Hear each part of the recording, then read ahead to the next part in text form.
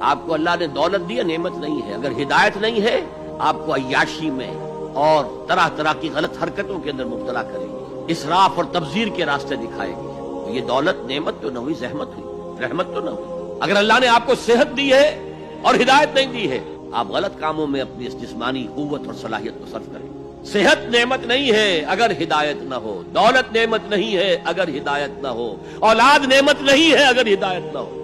اس کے لیے تو مسئول ہو جائیں گے آپ اللہ کے ہاں۔ آپ نے اپنی اولاد کو کیا تربیت دی تھی؟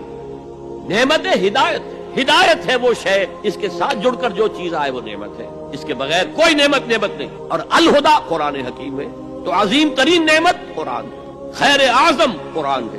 میں ابھی آپ کو وہ حدیث سنا چکا ہوں جس کے آخری الفاظ جو ہیں بہت ہی فصاحت اور بلاغت اور اس میں جو جوش اور جذبہ ہے، واقعتاً یہ حدیث جو ہے یہ اپنی فصاحت اور بلاغت کے اعتبار سے قرآن مجید کے بہت قریب پہنچ جائے۔ من قال به صدقہ، من عمل به اجرا، ومن حکم به عدلا، ومن دعا الیہ ہدی الی صراط مستقیم۔ جو اس قرآن کی بنیاد پر کوئی بات کہے اس نے سچ کہا، جو اس قرآن کے پر عمل کرے اس کا اجر محفوظ ہے، جو اس قرآن کی روح سے کوئی فیصلہ کرے اس نے عدل کیا، اور جو اس قرآن کی طرف بلائے کسی اور کو ہدایت ہو نہ ہو اس کی ہدایت تو ہو گئی، انشورڈ۔